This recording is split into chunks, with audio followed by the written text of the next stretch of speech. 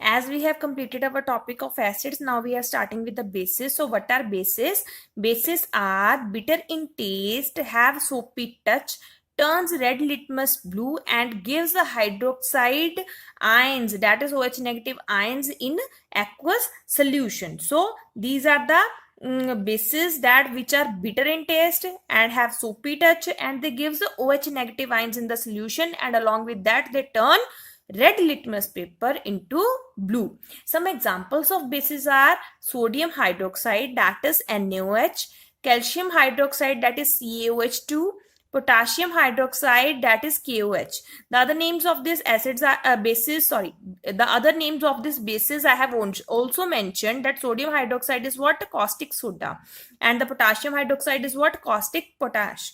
Now we are going to discuss about the properties of the bases. What are the properties? As we have discussed, they have bitter taste, soapy to touch, and they turn red litmus blue and conduct electricity in solution. Acids also conduct electricity, bases also conduct electricity in solution, and they release OH negative ions in aqueous solution. But acid releases H positive ions in the aqueous solution. This basis releases OH negative ions in the aqueous solution. Now we are going to discuss about the types of bases. Types of bases. So there are two types of bases. First one is the water soluble and second one is the water insoluble. So these are the two types. But most of the bases do not dissolve in water, but some bases dissolve in water. So most of the bases do not dissolve in water, and only some of them dissolve in water. And in this chapter we will study about the bases which dissolves in water. So the bases that are soluble in water are called alkalis. What we call it? We call it alkalis, are called alkalis. All bases are not alkalis, but all alkalis are bases. This is very important point, that all alkalis are what? Bases, but all bases are not alkalis. Now what are alkalis?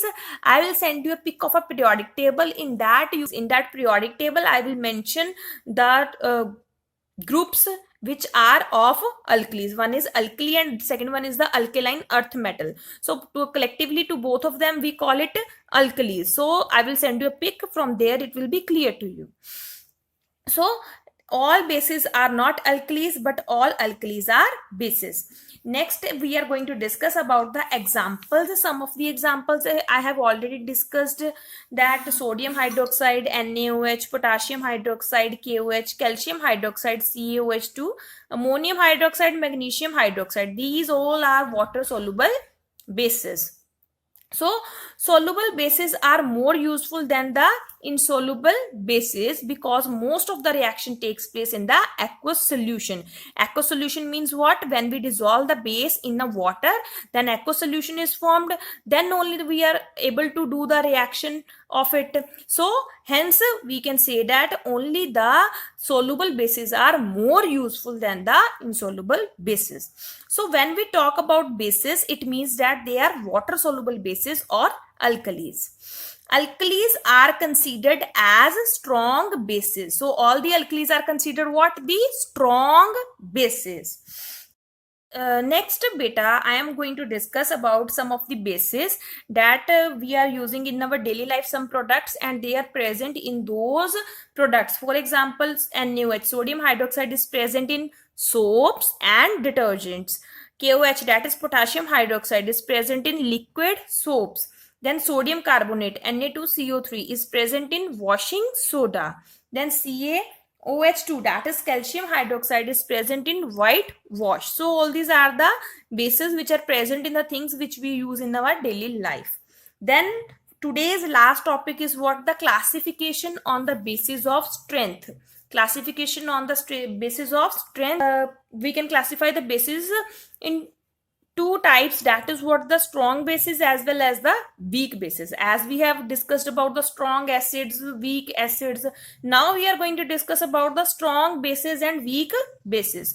So what are strong bases? Those bases which ionize fully in water to produce large number of OH negative ions are called strong bases. Example I am showing here. with the help of an equation I am going to discuss. First of all, this is a base. MOH, generally I have taken any case that MOH is any base. When we dissolve it in water, then what happens? M positive and OH negative is formed. M is a metal. So OH negative is what? The ions which are formed in this solution. So what is happening here? OH negative ions are formed. It completely dissociates. So what is happening here? So it is a strong base. The examples of strong base are NaOH, KOH, LiOH, etc. Last one is the weak bases. So those bases which partially ionize in water to produce small number of OH negative ions are called weak bases. So those bases which partially ionize. So they do not ionize completely in water, partially, only partially ionize or partially dissociates in water to produce only small number of OH negative ions. These are called weak bases. Here MOH, M is any metal and OH is base. So this is any base, general case I have taken, and when we dissolve in water, then M positive and OH negative, same as here is found, but as I have told you, partial ionization takes place, so it is a reversible reaction. M positive is formed, but OH negative, both are formed in very small amount. Along with that, MOH is also formed, or we can say, as these are formed, this reaction is reversed and MOH is again formed. So these three are present in the solution. Examples of this are beta magnesium hydroxide, that is MgOH2, calcium hydroxide CaOH2, ammonium hydroxide NH4OH. So all these are the examples of the weak bases. So this is all about the bases. So